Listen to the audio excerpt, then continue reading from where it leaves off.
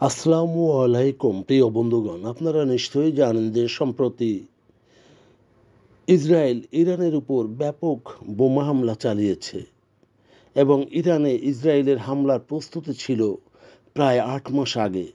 ৮ মাসের নিবিড় পরিচর্যায় গোপনীয়তার সাথে ইরানের পারমাণবিক স্থাপনা, ক্ষেপণাস্ত্র স্থাপনা এবং জেনারেলদের আবাসন, এমনকি বিজ্ঞানীদের লক্ষ্য করে অকস্মাৎ এই অভিযান পরিচালিত হয়। ১৯৭৯ সালের ইরানি বিপ্লবের পর ইরানি শাসনের জন্য এটিই ছিল সম্ভবত একটি বড় আঘাত, যা সবেমাত্র শুরু। মূলত ইসরায়েল ইরানের পারমাণবিক ও ব্যালিস্টিক ক্ষেপণাস্ত্র নির্মূল করতে চাইছে, যা করতে কয়েক সপ্তাহ বা কয়েক দিন লাগার কথা বলেছে ইসরায়েলি কর্তৃপক্ষ। ইরানি আক্রমণের প্রথম ঘণ্টার মধ্যেই পারমাণবিক বিজ্ঞানীদের হত্যা করেছে বলে দাবি করেছে ইসরায়েল। প্রায় ২৫ জন বিজ্ঞানী তাদের টার্গেটে ছিল, যার মধ্যে ২ জনের মৃত্যু তারা নিশ্চিত করেছে।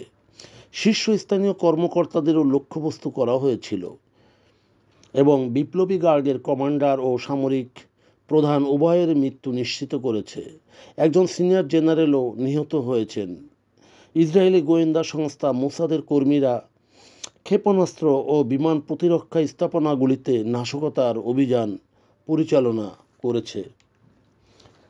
আগামীর ভূগর্ভস্থ ইরানের পারমাণবিক স্থাপনগুলিতে আঘাত হানতে থাকবে বলে তারা জানায়। ইরানের ক্ষেপণাস্ত্র ও পারমাণবিক স্থাপনা লক্ষ্য